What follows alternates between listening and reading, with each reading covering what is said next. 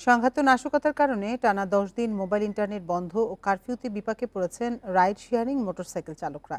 এ অবস্থায় রোজগার কমেছে অর্ধেকেরও বেশি। পরিস্থিতি পুরো স্বাভাবিক না হলে সহজ হবে না আয়ের পথ, বলছেন তারা। যানজটের নগরীতে দ্রুত ও নির্ঝঞ্ঝাট যাতায়াতে অনেকের পছন্দ মোটরসাইকেল রাইড শেয়ারিং। অনেকেই একে বেছে নিয়েছেন পেশা হিসেবে। শামীম আহমেদ এমনই একজন। বেসরকারি চাকরি ছেড়ে দিয়ে রাইড শেয়ার করে ভালোই কাটছিল দিন।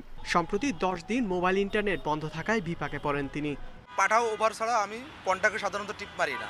ছিলাম গার্মেন্টস লাইনের, একটা কন্ট্যাক্ট লাইনে ছিলাম। এখন বর্তমানে খুব কষ্টে দিন যাপন করতেছি। কোটা আন্দোলন ঘিরে দেশব্যাপী সংঘাত ও নাশকতার পর বন্ধ ছিল মোবাইল ইন্টারনেট। এতে ভোগান্তিতে পড়েন শামীমের মতো অ্যাপ নির্ভর রাইডাররা। 5-6 দিন ধরে বার হইতে পারি না, বার হয়েছি 2 দিন ধরে। রাস্তায় জ্যামজট, অবস্থা খুবই খারাপ, তো ভাড়া ওরকমের হয় না। দেখা যাচ্ছে কারফিউ চলাকালীন কিছু কিছু রাস্তা আছে সেটা বাইরে হওয়ার কোনো পরিবেশ নাই। যেমন গত বৃহস্পতিবার আমি অন্তত 10 কিলোমিটার রাস্তা ঘুরে আমি আমার গন্তব্যে গেছি। চলমান কারফিউর কারণে শুধু অফিস সময়ে কিছু যাত্রী পাওয়া যায়, ফলে আয় কমেছে অর্ধেকেরও বেশি।